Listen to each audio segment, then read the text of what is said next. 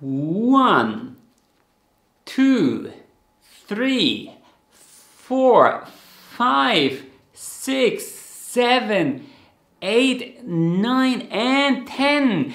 10 sock knitting tips and tricks.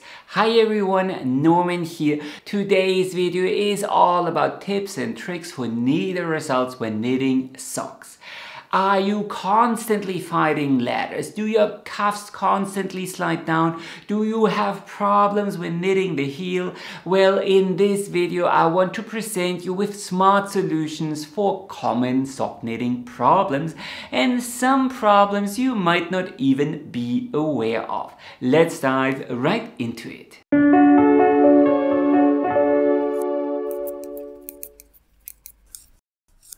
When you knit a heel flap and gusset sock, there's often this annoying little hole here right at the gap.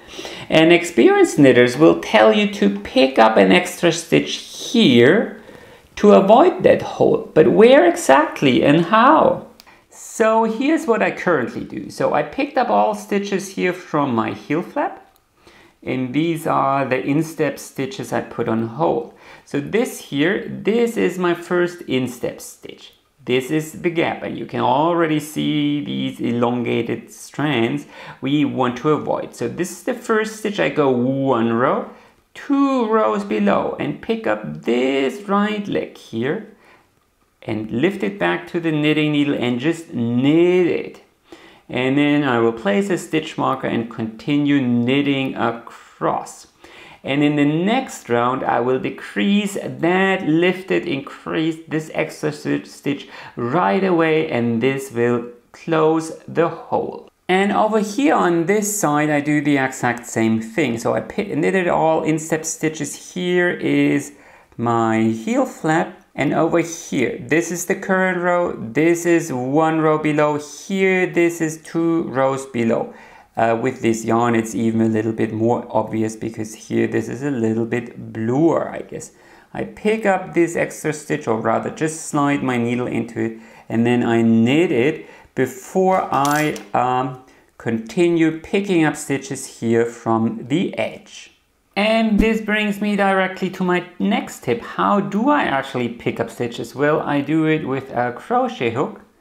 I go here underneath both stitches, grab the yarn, and then I simply slip it to my knitting needle. And I will continue doing that across the whole row. You can also do it without a crochet hook. However, I believe socks should be knitted with a tight gauge, and then it can often be in small knitting needles, and then it can often be a little bit tricky. So I feel with a crochet hook here, always making sure that you go below both legs is just so super simple and actually quite fast once you get the hang of it. However, I'm not done there. Once I finish picking up all the stitches on one side, I pick a spare little knitting needle, and then I manually tighten up every single stitch, because typically there is quite a bit of extra slack here hidden in those pickup stitches, and I want to be, well, that, where is it? This pickup line here, I want it to be as neat and invisible as possible with no big holes or so, and that's why I manually carry over the extra slack I don't really need and want over to that side of the knitting needle, and then I can tighten up. If you were careful, your pickup line, or this little transition or seam here, should look like this, nice and neat with no visible holes. If there are, now I'm stretching things out to the max, if you end up with very, very visible holes here where you can see the skin peeking through, you have one more option. In this case, you can knit all these picked up stitches in the first round only through the back loop. So I've knitted across all of these heel turn stitches, and this is my first picked up stitch. And then instead of knitting it, I simply knit it through the back loop. And this will twist. You can see this. This will twist those stitches around once. It will take more yarn, but it also will close any holes. Now, I typically don't do this because I don't really need it. And as you can see, it will be slightly and faintly visible later on. But if you are finding holes, I guess this is still a much better option than having your skin peek through. Earlier in the video, I showed you that I pick up one additional stitch here right from the gap to avoid a hole. And then I told you I will decrease it right in the next round. What I didn't mention is that I continue across the heel in a way that the gap here where I will place my decreases is 2 stitches in. So I keep 2 stitches from the instep as a buffer, and then I decrease these 2 stitches, slip the marker, so I always know, okay, here this is the start of the instep, and only then will I start on the next needle. And likewise, I will place the decrease here on this side, which is going to be an SSK, because we want to decrease the gusset here in this direction, so we need a left leaning decrease. It's also in the middle of a needle and not at the beginning or the end. I've showed this before, but I really feel it needs to be repeated in this context. So when you knit a decrease, you tend to stress out the adjacent stitches quite a lot. So you slip that SSK, you slip that stitch means you wear out that stitch, you wear out the adjacent stitch, and then as you knit it together through the back loop, you need a little bit of leverage, and see what this does. You are stretching out these stitches even further. Now, there are ways to prevent that, but that's beside the point.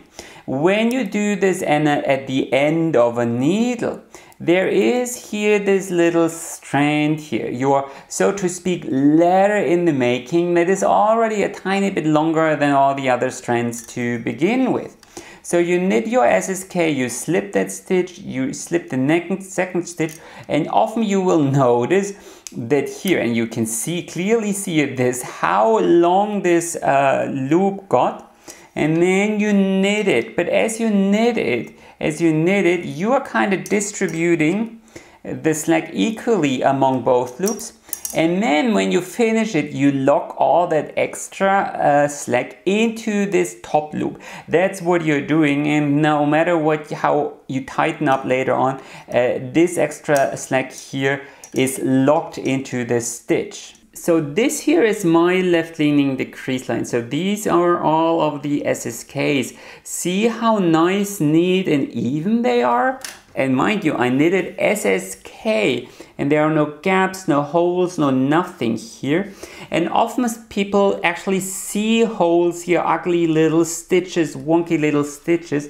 And often the culprit can be traced to the fact that they didn't keep a buffer here and knitted those SSKs right at the beginning or the end of a needle, and I never do that. Instead, I keep 2 stitches of a buffer. And by the way, this also applies to, I don't know, German short row heels or any other heel. If you do any sort of complicated stitches as your last stitch, this is bound to be visible, so just keep 2 stitches, 2 buffer stitches there. And this tip specifically also applies to changing yarn. As a beginner, you kind of think you have to do it at the beginning of a round, and your beginning of a round needs to start at the beginning of a needle. But really, that is not true. So I always move my beginning of the round a couple of stitches in. And then when I need to join in a new color, I do it here somewhere in the middle of my row, because no matter which joining method you use, so I am using twist and weave here, no matter which joining technique you use, that first stitch will always be a tiny little bit, looser than the rest. Even, you know, if I use such a special technique like I did now, which is, by the way, my favorite way to join in yarn, by moving that in a couple of more stitches, your yarn joins on your transition will be just so much neater, because you don't wear out that first stitch overly much and you keep it in the middle. Also, please remember that if you weave in your tails as you go, as I just did now, this will leave behind a little ridge, a little elevated structure. And I typically would avoid placing that ridge here at the bottom of your sole, where it's going to be the most irritating. Rather place it here on the side, or rather best here on the inside of your gusset, because that's where it's least noticeable and it doesn't irritate you as much as placing it right at the bottom of your sole. Also, do remember that no matter how invisible you think your joints are, you are creating a portion in your fabric that is structurally different. So your joints will be slightly noticeable, and it's best to hide this here on the inside of your calf or here on the inside of your gusset, and not, you know, here on top of your instep or here on the outside of your calf. This is your prime real estate, and you want this portion to be as nice as possible. And well, if there is a slight little join or jog here on the inside, well, then that's okay. Here's another common issue when it comes to the gusset. Often you will notice that there is a visible ladder here. Now I'm faking this here for you, that you can, didn't work, but you see a very visible ladder here. This effect can be even more pronounced when you knit a princess sole. A princess sole is where you keep the smooth side on the inside, so you have reverse stockinette stitch on the outside, and people with very sensitive feet find this a little bit more comfortable. And then if you have the purl side on the outside, this ladder here can be even more pronounced. And it's incredibly easy to attribute this to the fact that after you picked up stitches from the heel flap, you end up with two needles here that hold significantly more stitches than the others. So this needle probably holds twice as many stitches as these needles here. And then when you start knitting across, you will end up automatically stressing out these gaps here, these gaps a little bit more, because it's no longer a symmetrical square, but a very, very long or the prolonged rectangle. And then you end up stressing these gaps, and that's what's creating these ladders. But there is a super easy way to fix this. So I've picked up here for this sock, I've picked up all my stitches and I've knitted across one round only. And here is my working yarn, so right in the middle of the heel. And then I simply slip back stitches here to my heel turn needle, because after the heel turn I started with 16 stitches on this needle, and now we are down to 9 stitches. So I'm slipping back those stitches that I decreased here for the heel turn. And this will have the added benefit. Now I'm back to 16 stitches again, and this will have the added benefit that I'm going to decrease here after this stitch marker. Let's superimpose this. So here I'm going to decrease these stitches. So when I decreased all of these stitches here after the stitch markers, I know I finished my gusset. And of course you have to do the exact same thing over here on this side as well. And then you are back to a square, and this will really help you to fight those ladders. And talking about ladders, this is your friendly reminder that when you are knitting ribbing, like this 3x2 rib stitch, or any other regular knit purl combination like cable saw, so always end your needles with a purl stitch and never with a knit stitch, because this will cause ladders. So when you notice this, always instead, I mean, normally I would have to start a new needle now, but I don't do that. Instead, I purl 2 more stitches. So my last stitch is a purl stitch and my first stitch is a knit stitch. That's because the knitting stitches are sitting on the needle at an angle. See, they're not like so, like in the fabric, but they're at an angle. And as a result, the transition between a knit stitch and a purl stitch is shorter than from a, longer than from a purl stitch to a knit stitch. This little strand here is a little bit shorter than this strand here. And you can actually see this. There's a little bit more slack here.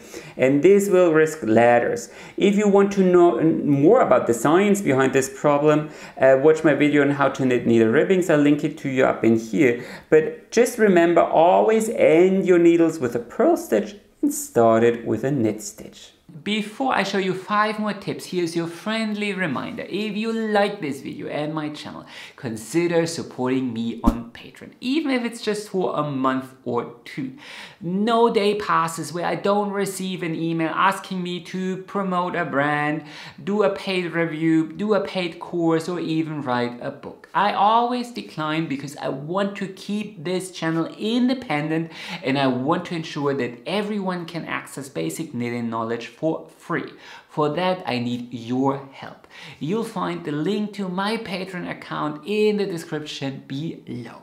So sometimes you are happily knitting along and then you come to the last stitch here on your needle and you notice there's an extra stitch here. So how did this happen? This typically happens when you finish one needle and then you move over to the next needle. But you catch the yarn with the needle and then you create this extra wrap, this extra yarn over, and as you continue knitting, you trap it here on your needles. So always check that you didn't accidentally do this.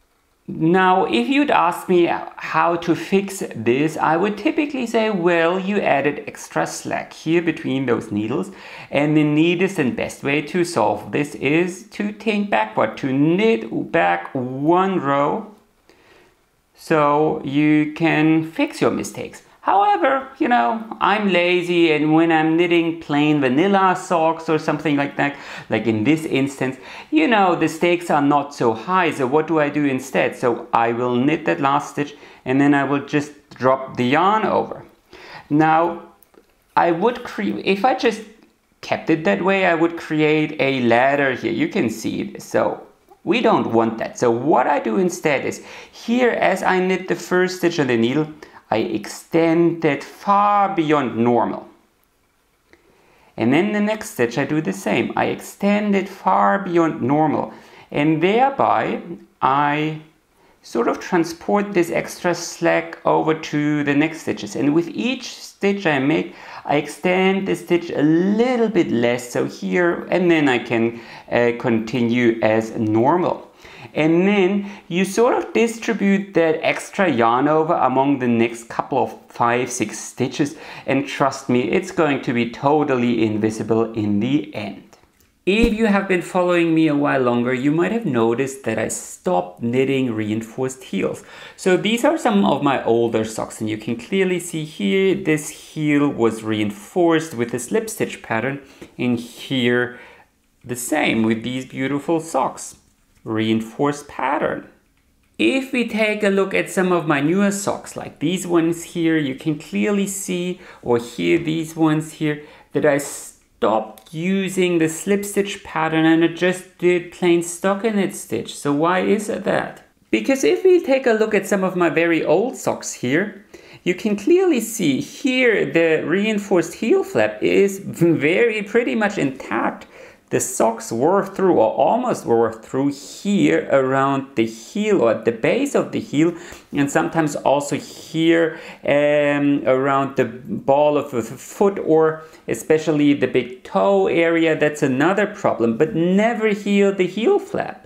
I know the first time someone tells you, well, you can use this slip stitch pattern to reinforce your heel, you go like, well, that's super smart, I'm gonna do that. But I don't think, well, at least not for me, it serves any purpose. Instead, I recommend using yarns like this one here. So the Lang yarn Yarwol Superwash yarn comes with a reinforcement yarn. So here in the middle of this yarn cake skein, whatever you call it, here, let's see if I can push it up.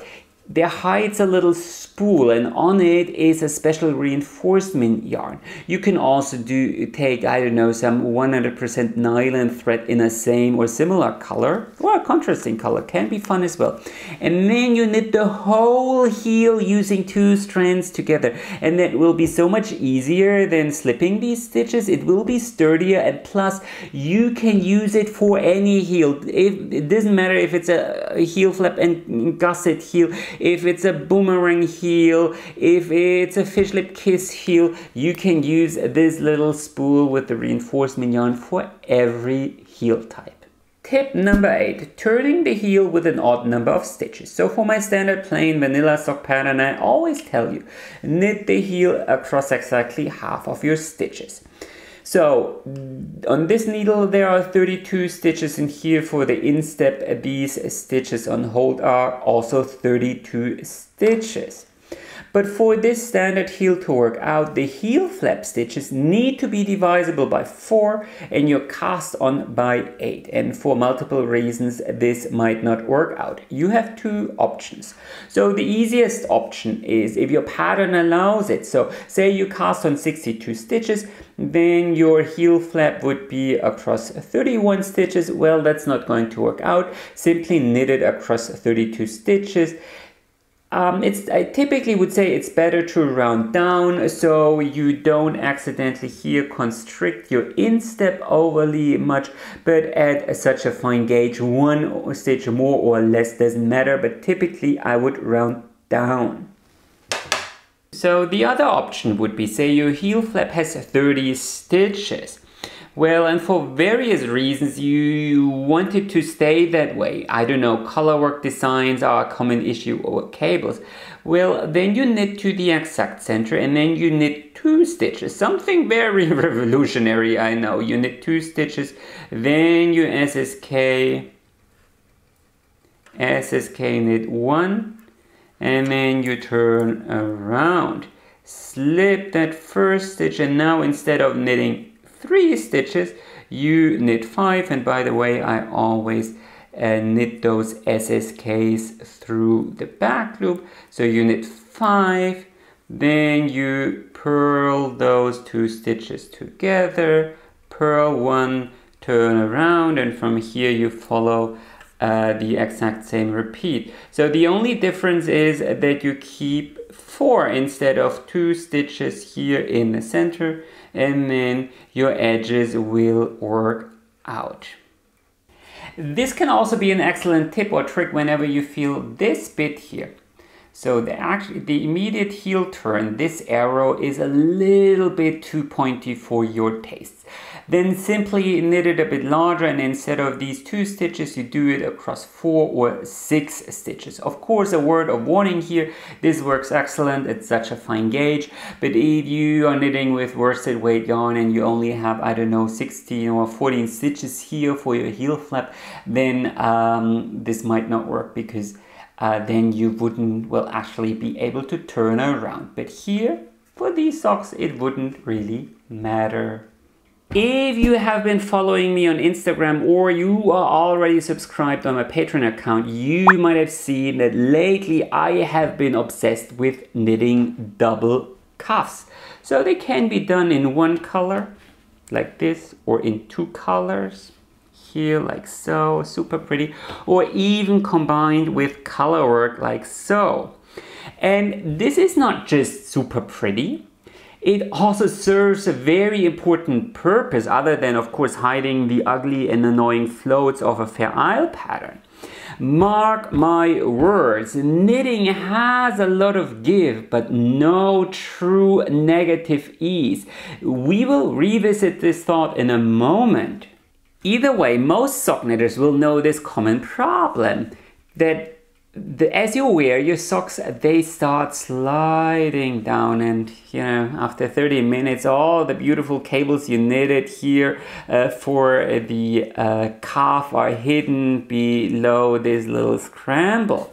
So in the first step, you can knit a double cuff And this will increase the durability of this little band, and your cuffs are more likely to stay put because the inner side can be quite a little bit tighter without distorting the fabric here on the outside. Ultimately, even these double cuffs will never stay put, and that's why garters were invented in the first place. I mean, they weren't a thing all these centuries because our ancestors couldn't calculate the perfect fitting socks.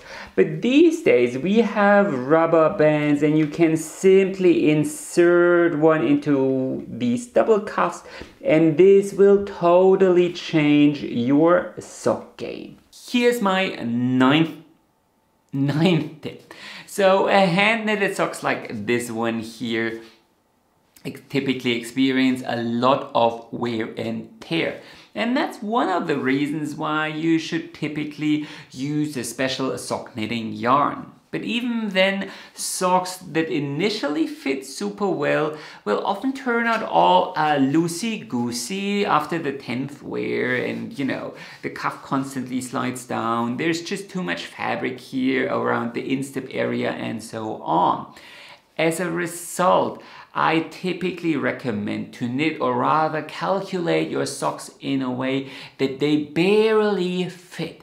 That's because you will stretch out these stitches every time you wear your socks, and even your yarn, so the very thread you used for knitting, will stretch out a little bit, at least if you use sheep wool or alpaca or something like that. The culprit for a lot of bad fitting socks is, the way I see it, the fact that negative ease doesn't really exist in knitting, or at least not the way it is typically taught. So negative ease is a term well suited for woven fabrics where the elasticity is defined by the wefts and the warps, and these define the give. That give is very predictable and uniform. In traditional knitting, you don't have any warps to begin with, and the wefts are three-dimensional objects with a lot of slack stored in between. So negative ease gets reduced to an arbitrary blocking decision. How much do I stretch my swatch when I block it? And the rest of the give, that's negative ease. But you know, really, that's just luck, praying, wishful thinking, and a little bit of hope.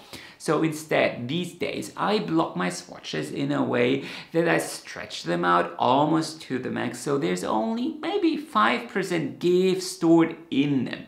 You could also knit a much larger swatch and then stretch them out evenly to the max. And then when you calculate your socks at 5% positive ease, that would probably be so much more accurate. Let me know if you want me to record a full video on negative ease or ease in general. Comment below. But my point remains, consider knitting your socks quite a bit tighter. So when you try them on after your cuff, so you can barely squeeze your legs through. I mean, they should get through, but maybe barely. So they don't end up way too big after you wore them for a week or two. Stick to one yarn base. If you are a beginner and you knit your first pair of socks with this yarn, and then you pick another indie yarn dyer and knit your second pair with this yarn, well, then you will have to start all over again. Here's why. So contrary to what you might think, fingering weight or decay weight yarns are not standardized. Those are arbitrary marketing terms mainly used by, well, US American companies. Some also use like numbers 1, 2, 3, 4, 5, or like medium chunky things like that. But everywhere else in the world, like especially here in Europe, nobody uses these terms. And there's a very, very, very important reason behind that. Because if you compare two fingering weight yarns, or yarns classified as fingering weight by two different companies, you will notice that one will be a little bit thicker, One will have a little bit more twist, one will be denser, one will be a bit loftier, the staple length will be different, and the crimp of the yarn will be different as well. So as a result, when you knit your gauge swatch, you will notice that they will differ, well, slightly, and sometimes even drastically. And we haven't even spoken about the way different fibers, so say merino as opposed to superwash merino or alpaca yarn, or if there's silk in the mix, or nylon, these will also behave differently, even if it says fingering weight yarn on the label. Instead, here's what I recommend. Knit your first pair of socks. They are probably not going to be 100% perfect, but you know, take notes as you knit them and then wear them for a couple of days. And then take a look at your socks and identify those areas where you think, well, I could improve things. Maybe your cuff needs to be a little bit bigger or tighter. Maybe the heel could be a little bit roomier, or it is too roomy. Maybe you need to cast on a couple of stitches more or less because this is too wide suddenly. And then when you knit your second pair, use the exact same yarn base and adjust things accordingly. Because if you knit your second sock with a totally different yarn base, what will happen is that you will have to knit a swatch all over again, do your calculations, and even then swatches are never 100% reliable. You will be off. And really, this sounds more limiting than it actually is. So first of all, as I just showed you, most yarn dyers offer a wide range of colors, colorways, and so on. No matter if it's indie yarn dyers or those big companies like Patterns, Schachenmeier, Lions Brand, and so on. There's so many colors to choose from. And even if we only talk about indie yarn dyers, 99% of them don't spin their own yarn. They buy their blanks wholesale. So as a result, a lot of them will actually use the exact same yarn base. So you can simply drop them an email and ask, what are you using? And if they don't answer, if they claim trade secrets or something like that, well, that would be a hard pass for me anyway. So really, I recommend sticking to one yarn base for your first couple of socks and even later on, because that will enable you to perfect your fit. Because a swatch, no matter how diligent you knit it, will never be 100% perfect. Then again, I mean, socks will remain stretchy regardless, so you don't need to be 100% perfect either. Here at the end, I want to mention one thing. So over the years, I put out a lot of tutorials here on YouTube. I've been here for years already. Can you believe it? And my preferences changed in that time. Even I constantly learn new things, and I guess that's why I love knitting so much. And things I thought looked good 5 years ago please me no longer. So if you saw me doing things differently in an older tutorial, well, then this can be explained by this simple fact. My most important message here in this video goes out to all of you beginners. There is no sock pattern specifically made for double-pointed knitting needles, nor just for circular needles. You can always use either. Of course, as a designer, when you shoot pictures, you have to take a pick, and you know, I had to decide whether I record this video using circulars or double-pointed knitting needles. I can't possibly knit with both at the same time. But if you prefer to knit socks 2 at a time because otherwise you never finish your second pair, well, then do that. And if you don't know how to do that, well, then watch my tutorial here on YouTube. It's like whipping eggs. My grandma did it with a fork, my mom does it with a mixer, I do it with a whisk, and maybe some of you are using their KitchenAid. But just like that fact won't change the recipe, the instructions for the heel don't magically change just because you prefer knitting with circulars, where are they here, with circulars and the magic loop technique. Or you like these mini needles made by chagu, where you can knit in one continuous circle, or you really like the triangular needles made by Adi that are a little bit between both worlds. Do what you prefer and what brings you joy, and stay within your comfort zone. That's where your socks will turn out the neatest. And you know, don't just use DPNs because in the picture of the pattern there were DPNs. Use circulars if you prefer that. There is no real technical advantage to either of these methods, and you should celebrate the fact that you are proficient in one, unlike millions, well, in fact, billions of other people on this planet. Well, if you knit in around a double-pointed knitting needles, it's very easy to shuffle around stitches, though that's a big advantage when you knit complex cable designs like this one here. But if you turn to color work and, you know, stranded knitting or Fair Isle, managing those floats and circulars is so much easier. And if you want to knit socks 2 at a time, well, it's very, very difficult to do it with double-pointed knitting needles. You can do it with double knitting, but that's a whole different story.